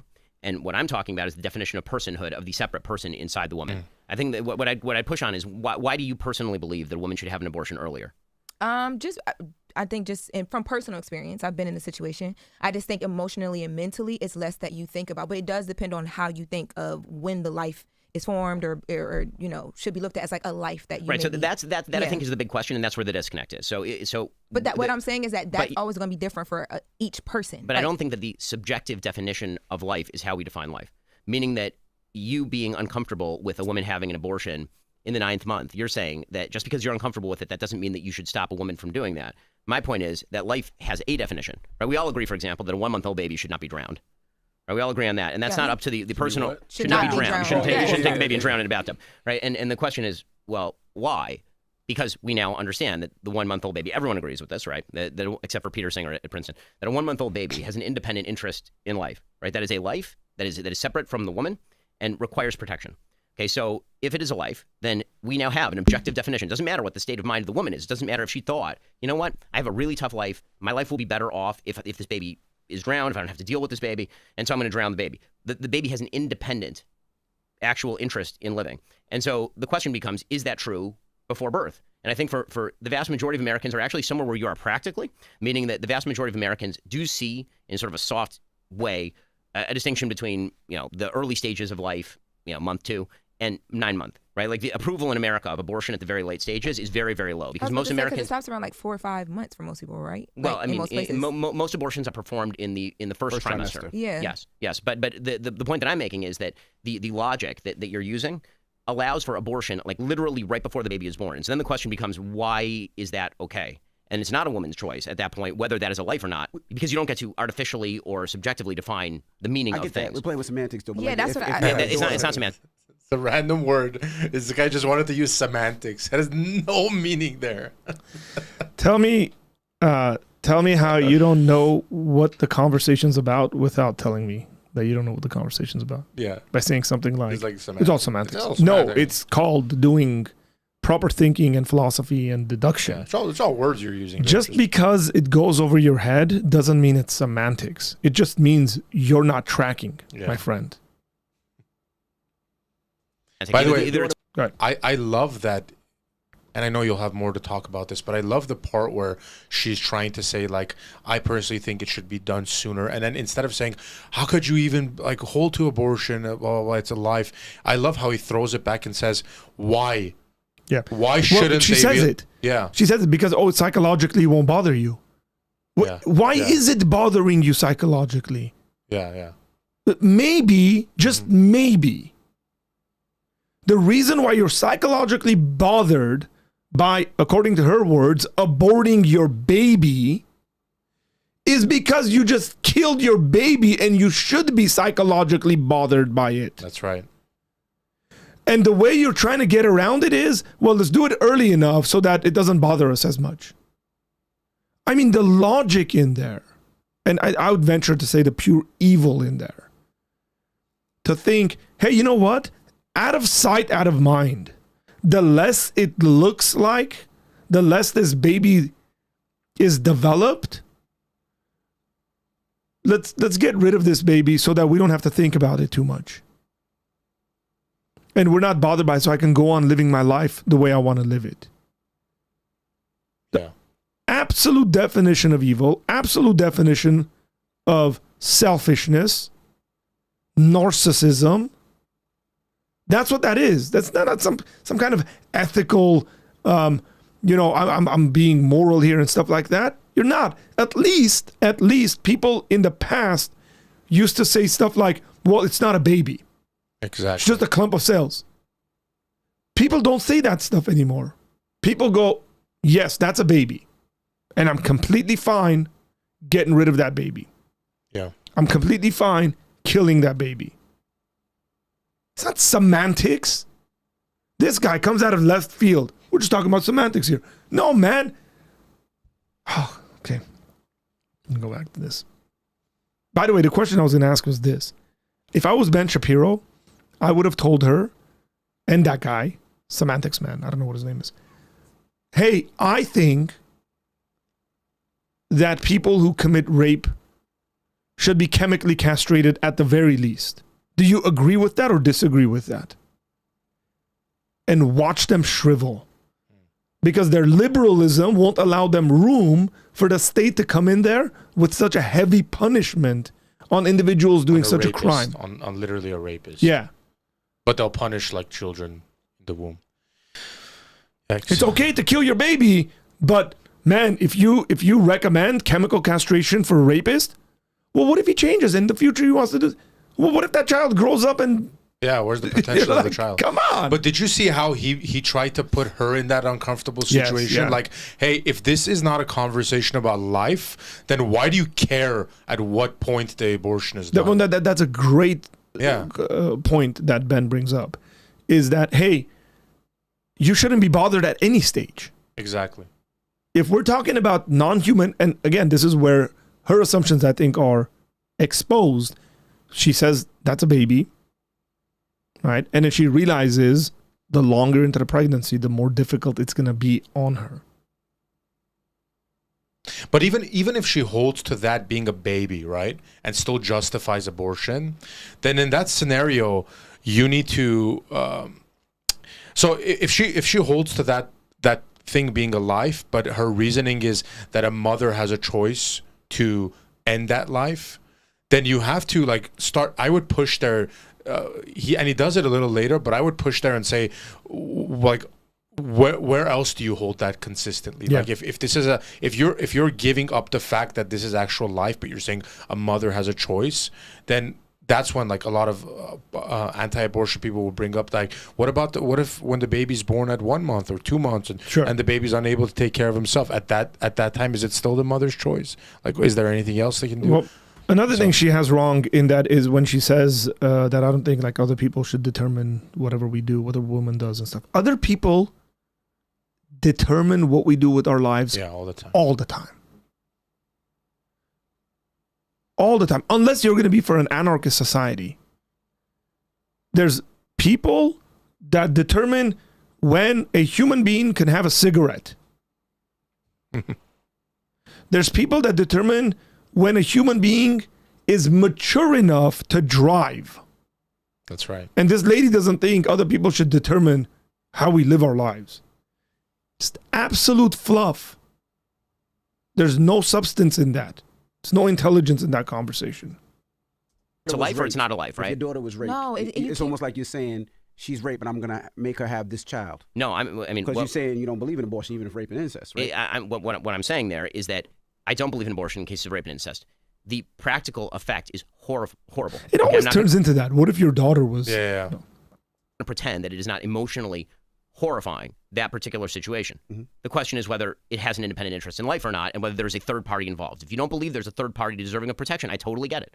I get it. Mm-hmm. But we should understand that that's the actual conversation. The actual conversation is about whether you believe that this is an interested third party being. Do you get to kill that interested third party being, this human life with potential? So this is very good by Ben, that he's keeping the conversation on subject. Yes. Like, hey, we're talking about the real conversation about abortion is this a person? Is this person distinct from the father? Is this person distinct from the mother? And what is right towards that person? That's the point of the conversation. And it's Or crazy do to you me not? that they try If to you- appeal to emotion in these scenarios, but then whenever you try to appeal to the emotion of the child Yeah. or what's going to happen emotionally to the woman down the line, etc., they're like, oh, don't talk about that. Like you don't have the right to. It's like, but you're literally looking at the guy who has daughters, and you're saying if your daughter is raped, like are you trying to push him back from his position by like saying like, what if your daughter was it? Like the guy's, if you know Ben Shapiro, he's consistent enough to know that could be part of a rebuttal, and he's not going to take the bait on that. Like, yeah. Anyways. And so the actual argument that I don't like is the idea that you can, that everybody, it's up to every single person to define when life begins and when life does not begin. That actually is not true, right? There's either a standard or there's not a. Now you can say that life begins when the baby is independent of the mom. Okay? I think it's a very dicey biological argument, and I think most Americans agree with that life only begins when the baby exits. I think it begins with a heartbeat. Yeah. Okay, so I think that's where most Americans are, and that's This guy just threw himself into the fire. he just jumped in the fire, bro. I think it's a heartbeat. And he was so confident. And I'm like, I think it's a heartbeat. And then you're like, hey man, do you know when a heartbeat, like when you can detect heartbeat? Yeah. Yeah, man, like 35 weeks. Like again, brother, I heard my child's heartbeat. My son, my firstborn. We heard his heartbeat at 5 weeks old. When we found out my wife was pregnant, we heard his heartbeat. Like, is this guy willing to say ban all abortions? Yeah. After 5 weeks? I highly doubt it. So that's a good point you bring up. So for me, the most successful debate strategy I've had with people who are pro-choice is they'll usually start with debating with the exception, right? So if in cases of rape, incest. So the best thing to do, in my opinion, is to take that exception and say, okay, then outside of these exceptions, are you okay with making it the rule that in outside of the case of rape and incest, every other case, abortion should be illegal? And the answer will, they might fluff around, but it'll be no. The answer will be revealing on that. Yeah, very revealing. Right. And I think Ben does that. extremely early, right? And so if that's extremely, if the life begins with a heartbeat, then you're now talking about, depending on your definition of a heartbeat, somewhere between 6 and 10 weeks, right? Very, very, very early. And so if that is now has an independent interest, you're talking about abortion restrictions very early on. And so that's why, a lot of red states have signed heartbeat laws, for example. And so, again, I think that the clarity is good, right? Because now we can have a conversation. Where do you think life begins? And that's a better conversation than... See, I'd push him on that. Like, this is what, Ben says it, and then he doesn't take it a step further. Then I think the conversation should be personalized, because they made it personal by saying, hey, your daughter X, Y, and Z. I would say, hey, brother, I think this is Charlemagne, right? Yeah. They'd say, hey, Charlemagne, since you just said this, are you willing to say that abortion should be illegal? Boom. When there's a heartbeat? And then listen to his answer, instead of kind of doing the, philosophical thing. Sort of assumption by, I think, people who are not pro-life, that pro-life is just about controlling the woman's body. No, it isn't, okay? It really is not. Like, for pro-lifers, it has literally nothing to do with the woman's body. It has to do with the independent interest of the life inside the woman and how you define that. But once you define it, depending on your definition, it does control what a woman can and can't do with her body. Well, there are downstream effects to definition. Again, going back to this, people control what you can do and cannot do with your body all the time. All the time. It's like if you define shooting yourself in the head as illegal, then the authorities can come and stop you from shooting yourself in the head. Yeah, that's literally the case. You're not allowed to kill yourself in America. That's just like living in a civilized society. Yeah. It's like, if we define that, you're an adult at 18, are you telling me you can't do all these things before you're 18? Yes, that's exactly. Is it still your body? Yes. Because we think you're young and stupid and shouldn't be doing that stuff. That's right. I don't see, it's difficult for me to see how they don't see that. That we do this all the time. You grew up like this. Brother, my AC unit, listen to this, Tom. My AC unit's been acting up, not in my office, in my house. So I was doing, researching it and doing all this stuff yesterday. I can't buy the refrigerant gas for it because you need a license to get it. You need to be a trained professional to go get it, to fix your AC. So I got to hire someone to come and do it. And this lady's having an issue about what I can do and cannot do with my body. It's hilarious. The government's telling me I can't do something. I'm not allowed to go to the store, buy something, bring it and fix it myself because they think it's dangerous. Whatever. You can blow it up and, blow your house up and, cause harm to yourself and your neighbors or something like that. But to be like, how would you answer that question? Why do they see abortion as such a different thing? If you were because fundamentally they don't think that's they really do not think. I think Ben's right on this. They've bought into this stupid argument that the baby in the womb is not a separate entity than themselves. But if they hold to that it's a separate entity and they say, okay, I'll give you that, it's a life, but I still think the woman should have, because there are people who say this, I still think the woman should have the right to take that life because whatever, she's carrying it, she's responsible, it's her body that's being. So how would you, what do you think they think, like why do they think that way about abortion and not think that way about any of the other examples? I think because they have cognitive dissonance. Coming back to this again, I think they have cognitive dissonance. Their views don't line up logically at all. And there's a convenience factor. There's absolutely a convenience factor. And the convenience being for the person, for themselves. Yeah. I've done this. Look, frankly, I've had a lot of conversations with people who've walked into abortion clinics to have abortions. I've offered to adopt people's kids who are about to have abortions.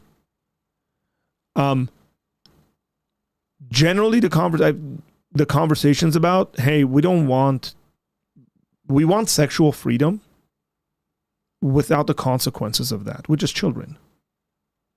And this is a convenient way. Most abortions in the United States are done by people who just want to sleep around.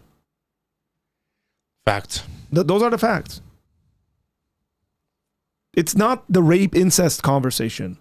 It's not. It is people who want to sleep around and don't want to deal with the consequences of their actions. That's right. Of course, right? I mean, if I define life as it begins at a heartbeat, then that is going to have public policy ramifications that affect, I mean, just as in anything else. If I define theft in a particular way, that's going to have downstream effects on people who commit that definition of the crime. And if I broaden the definition, it's going to include more people. And that's true for literally any legal term. It's true for any word that we use in life. As you expand the definition, it affects more people in different ways. But that doesn't change the necessity to have the conversation about what the definition is. And I think it's an easy way out to basically say, well, I have a definition of life, but and it gets into very dicey territory because historically people have defined away entire populations as not human, and so we can't do that, right? Like you really don't want people looking at other people and saying, well, I don't think that this person. I mean, to take the obvious and most controversial example, for a huge percentage of American history, there was a wide variety of people in America who believed black people were not fully human, and therefore you couldn't enslave them. Yep, right? Compromise. Correct. Mm-hmm. And so like so. Was that a subjective question? That was not a subjective question. Black people are fully human and just as human as white people, equal, the same, right? Like and so if somebody were to say, listen, I personally am anti-slavery, right? I think that slavery is personally wrong, but it's really up to every person to define for themselves whether a black person is fully a human or not fully a human. Be like, what? I don't think you can like, compare those two things. Why? Just because I think. He just made a perfect comparison. Yeah. I want to know why she doesn't think so. Yeah, I'm curious. Please do a good job. I'm rooting for her to do a good job so I don't lose it. If I'm making, so if you're a slave master, right, and you say, I believe slavery is right because black people aren't human, like, that's a decision that you're making that is based on things like, what the slaves can do for you on your property. Like the benefit of what slavery will do for that slave master is so different than if a woman has to have a baby because she was raped and how that will affect her life. Like that, I think you have a decision that you can make a lot easier. It's almost like you force a woman twice, right? Because she says, do I become a slave master or not versus do I have a baby or not? She has this baby and now she's forced to have a child. Hey man, why is this guy mansplaining? Like, dude, chill. Let the feminists talk. And he changed it to a rape conversation. Yeah, I know. Again, it doesn't matter. Yeah. That's a secondary conversation if the initial conversation about the humanity of an individual has been covered. Go. Sure. So I mean, sure. So if there was an entire population in Europe that was considered subhuman by the Nazis and they were exterminated, if you said, "I'm personally against the extermination of the Jews, but I understand why Germans could think that Jews are subhuman," and so it really is up to every individual to determine whether a Jew is human or not fully human and can be put in the back of a van and gassed.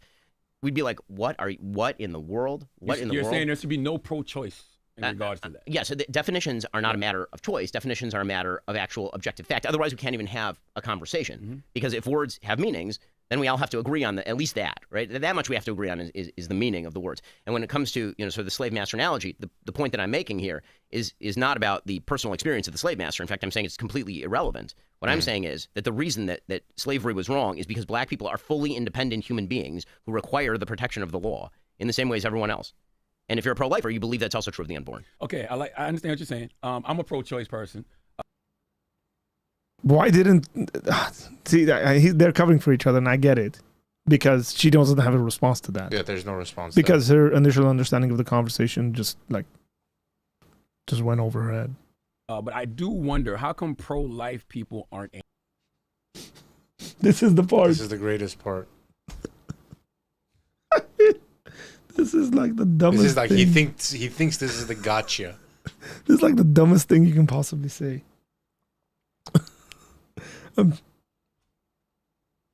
Okay, here's this boom moment, I guess. The law in the same way as everyone else. And if you're a pro-lifer, you believe that's also true of the unborn. Okay, I understand what you're saying. I'm a pro-choice person, but I do wonder, how come pro-life people aren't anti-war? Well, I mean, Because I think everybody is anti-war. I think the question is the definition of when war is appropriate. I don't who's running around going like, war is awesome. Yes, more war. Let's do it. So 50,000 kids have been killed in Gaza because of this current. That's a sensitive subject. Yeah, and that's good for him, right? Challenging Ben Shapiro on it. You know what I would have asked if I was Ben? I would have said, before he got there, I would have said something like, hey, do you think the Civil War was a war that should have been fought or not? Yeah. Like, are there not examples of wars that ought to be fought for the good of the populace? No, you know what this was? This was just him trying to bring the Gaza conversation up. Yeah, I know. Just that's all he wanted to do. That he wanted some way to bring up the Israel-Gaza conflict, and he thought this should be the way. Which is fair, and I think it's a fair criticism. But I think this should be apart from this abortion conversation. Yes, I do think it's a fair conversation. What I'm saying is, it would have been the pro-life people that would have been pro-civil war. That's right. To say, let's go to war over this because there's a great evil in our country. And that would be consistent. For the same reason it would be consistent for the pro-life people to say, we should get involved in World War II because there's an entire population being slaughtered. There are aspects of, and this is generally where we get into conversations about just war theory. There are aspects of war being the moral thing in a given situation. Okay? And to say like, oh, why are pro-life people not anti-war? I mean, who in their right mind, okay? Let me rephrase that. A pro-life individual is an individual that values the life of others as completely equal in their humanity. And whenever somebody else is infringing on those things, the pro-life response should be, save this individual because they are equal human beings. And so therefore, if that means war, you go to war over that. That's the consistent view there.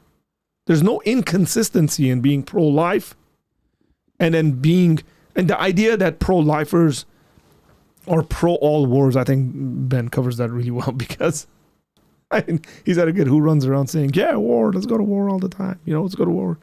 And again, there might be some people who are saying let's do that because, they're very evil and they want to make money, but at least we can call them evil. Do we want to cover that Gaza situation? Does that help this whole abortion conversation? I don't think so. The reason I don't think so is because I think, first of all, it's a mixed bag on this issue where you have a lot of conservatives and a lot of liberals that are anti-Israel, vice versa. And war is one of those things, by the way. I get why he's bringing it up because it has to do with humanity, like life. But war, the support for war and whatever, that flips all the time in the United States. Like the liberals are, at one point very like pro, let's go to war, and then the conservatives are. That's not that conversation doesn't fit this, because that conversation is how do we enact justice? Like what is justice when it comes to, let's say, the Hamas attacked Israel, right? Now, how do we bring justice for that, right? Yeah. So the conversation is more about justice, and is it too far? Is it not? Like that's the conversation. When it comes to he talks about collateral damage and all this stuff. When it comes to the life in the womb, which is how this conversation initially started, that life in the womb cannot commit injustice towards the person that's then punishing it. You get what I'm saying? Like the baby in the womb can never do anything to the mother where you can say, oh well, it's equivalent. It's equivalent. Let's punish the baby for it. How much can we and punish? This goes back to the conversation about if something like that's done, the person who perpetrated that, punish him and punish him well. Yeah, and it's funny because that's the one they're uncomfortable with, like you said, the castration of like a rapist or whatever. Yeah. Anyways, but I am curious what he says here. If you want to play it for a minute. Yeah. Because I didn't see this. Yeah, it is interesting. Depends on the definitions and the list that you're getting. Right. Well, I mean, also depends on how you're defining kid, because the way that Hamas defines kid is very different than how they define kid when it comes to recruiting for Hamas, right? They're 15-year-olds with AKs on the battlefield, unfortunately. Out of the womb. It is not 50,000 out of the womb. Okay. I mean, if you're talking about like very, very small children, it is much, much lower than that. My point is there are children that are being killed. Yes, who have died as collateral damage in the war, yes. So shouldn't pro-lifers be totally against that? Well, I mean, I'm against the death of any innocent human being. The question is, when you're doing foreign policy, how you prevent more deaths in the future. And the point that I think Israel is making is this war so was basing it off legislation, and it's actually not a matter of morals and values. No, of course, it's a matter of morals and values, but you can't be. Let's put it this way: the simple question there to ask is: do you think legislation should be moral? Like they're not distinct things. Like all legislation should be moral, ideally. Reductive to simply say that if you are a moral person, then you oppose all war, because what that does, it allows immoral people to then use that against you to destroy your civilization. That's right. If your community is attacked and bad people who don't have the same values as you decide to kill you, kill your children, rape your wife and kill her, are you supposed to say, well, I'm anti-war, and so I'm going to sit here and do nothing? So isn't that the same if somebody rapes a woman and impregnates them? Shouldn't, in that case, that person be allowed to make a choice? Well, no. The point is that the prevention. This is why you should minimize civilian casualties. To get back to the beginning of the conversation, this is why it's independently moral to try as much as possible to minimize civilian casualties. Right? When it comes to abortion, the idea is you can minimize that casualty by just preventing it. How can you prevent being raped? Well, I mean that's a different question. Again, but let's talk about that, because what I don't like is people listen. First of all, when we're talking about rape and abortion, we should note that well over 99% of abortions are not undertaken because of rape. And so if you want to come with me and ban all abortions except for rape, I'll probably make that trade for you.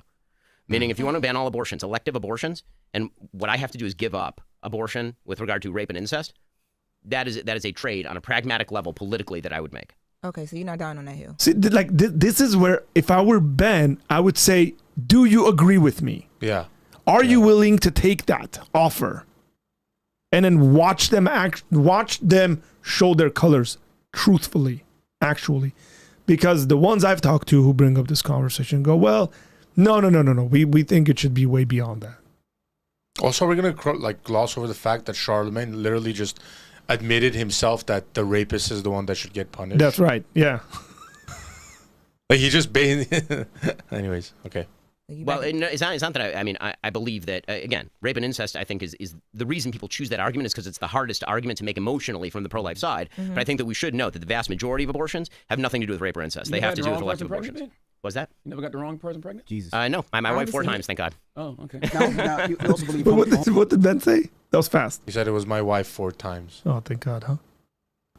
I mean, he said it, that to me, even that bothers me. Even more. What are you never got the wrong person pregnant?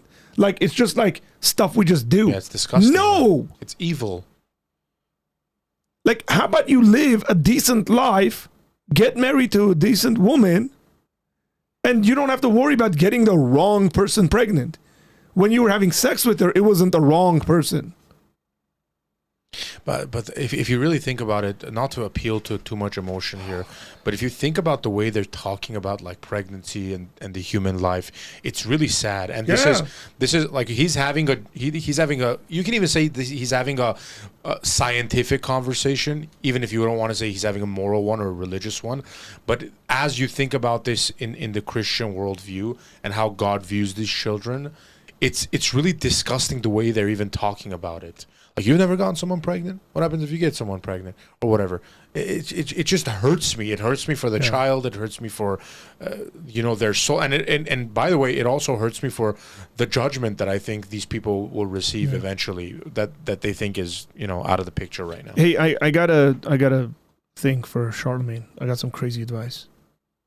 Here's how you don't get the wrong person pregnant. You ready? 100%. 100% proof, bro. This is how you don't get the wrong person pregnant. Stop having sex with random people. Yep. 100%. Greatest advice you'll get. Yeah. Sheesh. Homosexuality and transgender is a mental illness. This guy is random. I don't know who this guy is, but he's the instigator in the group. He's like, wait, I just want to talk about the most crazy stuff. It just went from abortion to hey, what do you think we should do to gay people and then transgender people? Yeah, he just throws it out there. We're not even done with this conversation, man. I'm gonna stop there. But I am interested. I'll probably listen to this later on. I'll listen to this later. To see where that goes. The issue here when it comes to the abortion conversation, is this. People need to understand where the disagreement actually is if they want to be consistent. If somebody doesn't want to believe that the child in the womb is a child and they want to deny that and say it's not a child, then they can be consistent with saying, well, you can get rid of that. Like people did in past times. Well, it's a clump of cells. It's potentially human, but not fully human. These sorts of arguments. Then you can consistently argue for why abortion should be a moral thing. But if you're going to think the child in the womb is actually a child, then your logic falls apart. Your argumentation falls apart. You don't have anything to stand on. And at that point, it just becomes an argument from convenience and selfishness and how it impacts your life. But none of those things are actually about whether that child in the womb is a child, is a human, and whether you have the right to kill that person or not. And I love the fact that it's science itself that's bringing this stuff more to light, in that ultrasounds and 4K views and the they can't argue that clump of cells because nonsense. Because if you try to argue the clump of cell stuff and not say it's a valid human life, then you're gonna have to go against that scientific argument. Well, science is showing it's a human life, and then basically eventually you're gonna have to come to the point where this is probably a human life, but I don't care about it. Yep, and I think you're being honest at that point. Yeah, that's the final destination of someone who holds to this pro-choice position, which is eventually, and I'm not saying they don't care and they don't care about the emotions and they don't actually think, wow, this is a big thing I'm doing. I'm not saying all of them are callously just going and murdering their children. Yeah. But at the end of the day, you're going to come to a point where you're going to have to admit, okay, even as science grows, by the way, I'm all for researching this stuff more, by the way. As it grows, you're going to have to come to a point where this is a human life. This is a human species. It's a living organism that is categorized as human, and I don't care about it. That's going to be your final answer. Where on our side, we're saying two things, right? We're saying this is a human life made in the image of God. We care about it regardless of the external circumstances in which the life was brought about. Okay? And two, on the more non-religious side, we're saying if it's possible that this is a life, if there's more chance that this is a life than not, then as a society we should err on the side of caution and say we don't want to murder it or murder that person. Or you can be like this guy, Peter Singer. Peter Singer was just on with Sean McDowell, by the way. I've listened to 30% of that conversation. I recommend you guys listen to it. Peter Singer is a guy who says that human beings should not be considered fully human until they're about 3 years old, because that's when they become self-aware, and we should have the right to get rid of them up to 3 years old. He's more consistent. Let me guess, he's Australian. He is Just Australian. kidding. I actually looked that up. No, I'm he's kidding. Australian, but he lived the vast majority of his life, I think, in the United States. But the thing is that he's way more consistent with his view, right, than all these other people who are like, well, 3 months seems this and that. The guy essentially argues for infanticide. Yeah, he's a scumbag. And he'd make He is. everyone extremely uncomfortable. But he's consistent. I don't care if he's a scumbag. Yeah, he's a consistent He's scumbag. consistent. That the British government won't arrest if he ever flies into London, by the way. Right? But God forbid, like, Yeah. you say a transgender person has balls. Or you're going to... Well, I don't think he got arrested for saying that a transgender person has balls. Well, kick him in the balls. That's like the facts. But Were you going to play something from Singer, or... no, you were I just wanted to mentioning show. Yeah. it? Yeah. That's because it was mentioned. That's who Ben Shapiro mentioned. That's it, right. but That's right. You're right. I brought him up. Are we good with this today? Yeah, I think this was a good Hey, it's stream. been a really good stream. I enjoyed it. Very good stream. Any Thank you, guys. questions? Yeah, there's been a lot of conversations going on. So we'll maybe comment on those things.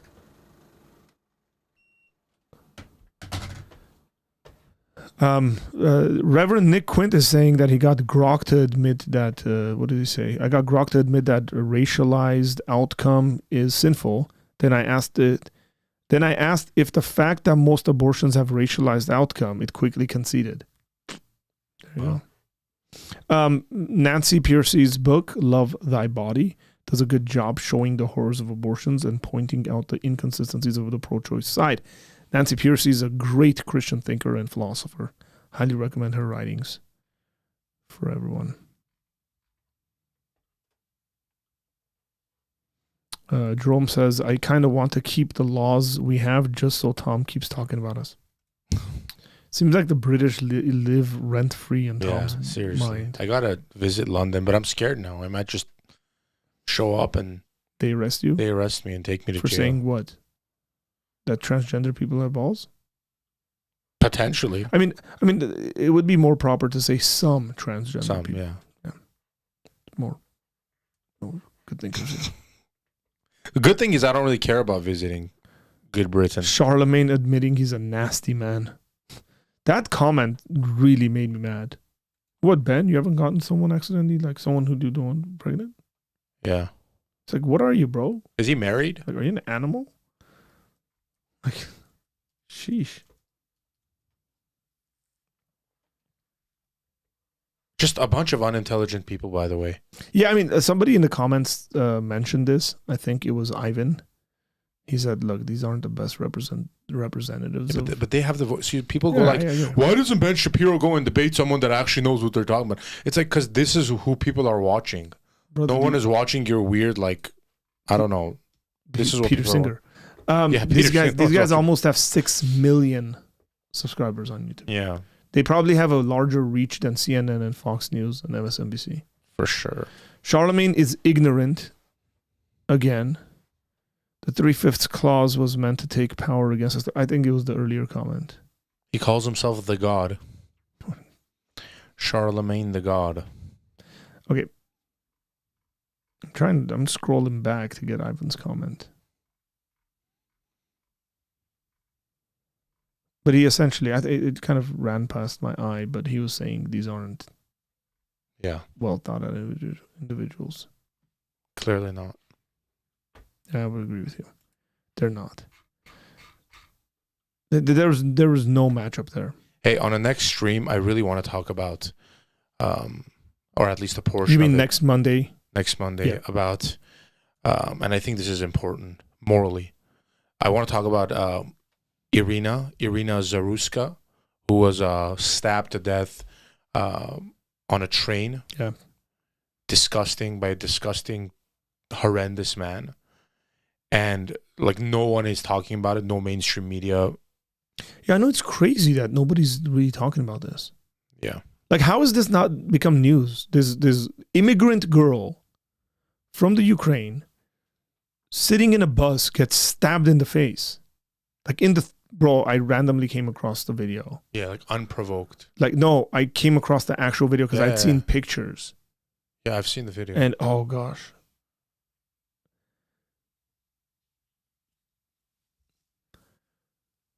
But we'll save that because I know if I say things right now, it'll be out of way too much anger because this thing has triggered me more than a lot of things have triggered me in the last 2 years.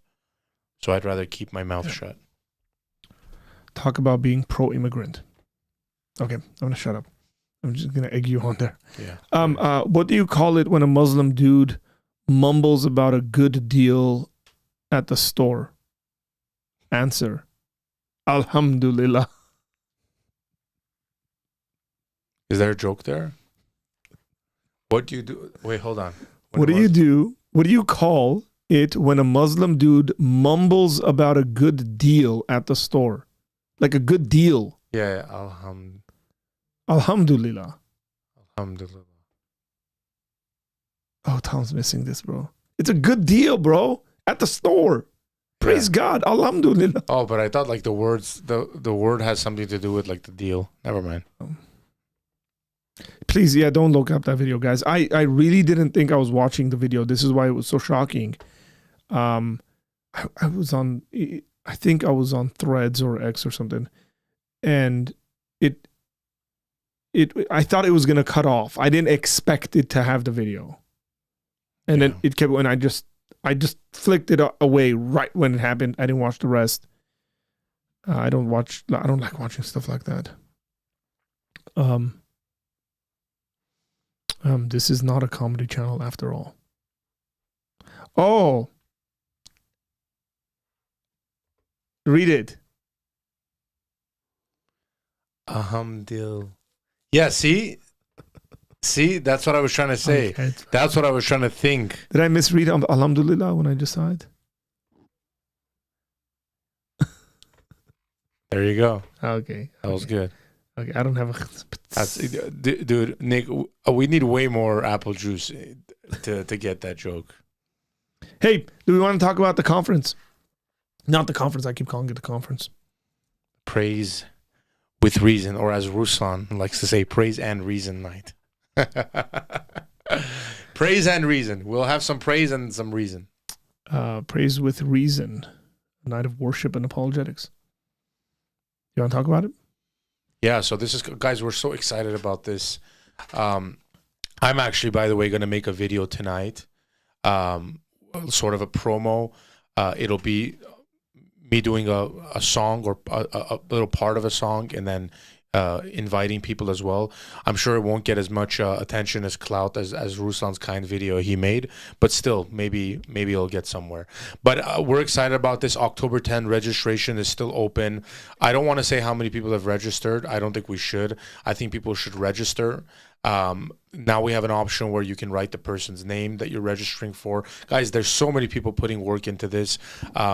This is our first time with Apologia Center or even our church hosting something like this to this level. And there's a lot of people putting in time and effort and work to not make it like as our pastor likes to say, a Mickey Mouse event. Yeah. You know, this is a good event. This is going to be a beautiful event. And if we didn't make it clear in the post, we're also serving dinner. We're cooking food. And that's included in the ticket price. And on top of that, you got wonderful speakers, Ruslan, David Wood, Arthur. You can have some beautiful worship. And we want it to be a night of encouragement, but it's a starter. It's a pilot of what we want Apologia Center to be doing in the future, which is hosting more of this stuff, maybe even doing it a multiple day event. Because I think if anything we have in our church and in our community is that people have a talent of putting things together, being hospitable. And I think with this event, I mean, even for the online crowd, for folks who can't make it because they live in different states and stuff, we've gotten a professional camera crew to come down. I mean, we're spending quite a bit of money. This is again partly why we want people to register, because that registration money is going to go to pay towards these things. We got a professional camera crew that's going to come down, multiple angles, record really good audio, so that we can cut out those things and later on have that available for our online folks, folks that follow this ministry. So we're not going to forget about you guys, and we again don't want to do a Mickey Mouse job on it. We really want to provide just really high quality content. But as Ruslan said, it'd be really good just to hang out with folks and see you guys face to face and interact with you. It's not a gigantic event in which you won't be able to hang out with the speakers and talk to them and ask them questions, take pictures, all that stuff. As a matter of fact, we're going to have a really cool backdrop with some balloon designs and all that for pictures.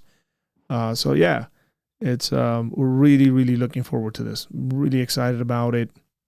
And we're going to have some guests coming in, other than the speakers coming in. We spoke about that earlier in the stream a little bit, but yeah, exciting times. And it's almost here. It's about a month away. Yeah, I've got to process that. The best singers will be there. The best speakers and the best singers are going to be there. That's right. It is a worship night as well. This has been like a passion of mine to, especially in our community, to show that you can be someone who's solid theologically. You can have all that doctrinal stuff in order, but you can be a person who expresses worship to God even in a public space, like a church. Yeah. Where your worship, your doctrine and your theology will impact the way you also worship God, and vice versa. The way you worship God will impact your doctrine and theology. Where you're not this like dry person where you know it all, but you're unable to communicate it with people, or at least communicate it with people in the way we talk. Like a lot of these discussions we're going to have in the next few years, Arthur, with people are going to involve some emotional conversations. Absolutely. If you just go there and be like, oh, well, logistically speaking, like it's not going to work. Yeah. So this is why I wanted it sort of to be a praise and apologetics night, praise with reason, because I think that will help people, encourage people in their faith. Yeah, so that's probably going to take some time after the event to get that content out. But we will have content from the event out later on. Ivan says, Arthur, Sunday I was approached by someone from the church called the World Mission Society Church of God from Korea. Yes, I've been to their center, talked to them multiple times. Their beliefs are wild. Yes, I know. But it's the third time they've approached me. They believe Jesus came back as a woman. They don't believe Jesus came back as a woman. That's a misunderstanding. They believe Jesus is the incarnation of the Father God, unless they've changed their views. Oh, that's right. They believe Jesus is the incarnation of the Father God, and this Korean lady is the incarnation of the Mother God. They believe in dualism. They believe that God is a male and a female. There is a male God and a female God. And the way they justified that is, let us make man in our image, and both Adam and Eve are created, because the man is created in the image of the male God, and the female is created in the image of the female God. Yeah, they're like wackadoodle theology. Only do communion once a year. They got some very interesting other points in regards to the law and the Old Testament and all that stuff. Yeah, look it up. Do some research on them if you're going to engage them. But in my experience, they have been some of the toughest people. And I didn't talk to your average kind of missionary. I talked to some of their leaders in their center that I went to. They're some of the most difficult people I've ever spoken to, who I just didn't think anything was getting through because they were so brainwashed. And they initially didn't tell me they worship a Korean lady until I pointed out who the lady was in all the pictures, because I initially thought they were stock images. And then when we were leaving after 3 hours of talking, I was like, wait, who's this Korean lady that's everywhere, that everyone's... And they're like, oh, that's Mother God. She's Mother Jerusalem. Is this someone who's currently alive? I think she's still alive. Oh. So this is a real, like, walking person. I think so, unless she's, like, recently passed away. Okay. God passed away and never came back. When you say cult, what they are is the dictionary definition of a cult. Yeah, absolutely. I heard there's a VIP package we can buy to hang out with you and get a signed Bible. Yeah, that's fake news. Thursday night. It is fake news. But I did hear that, not here. I know Pisabi has registered for the event and he will be there. Really? You heard it here. Yeah. First time making this announcement. Pisabi is going to be there. Tom better be ready and on his game. Yeah, I might be frankly, a little late. I'm just saying David Wood better be like on his game. That's right. Pisabi's probably gonna there's a Q&A time, and I think he's gonna ask some questions probably. That's right. I don't know if David's prepared for Pisabi. Yeah, I don't think David can hang with Pisabi's questions. They're so intelligent. Well, now that's it. Hey, bro, it's good having you back in the studio. This was nice. And I hope that I will be streaming more than just this time this week, guys. Share this channel out. Share the videos out. We'd appreciate the encouragement. Take care. God bless you guys. And we will see you later. Peace out.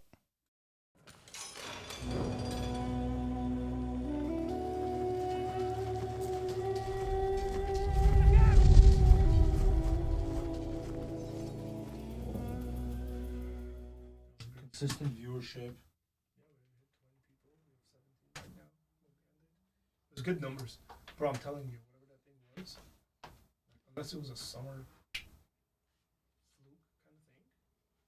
Yeah, I feel like on a rainy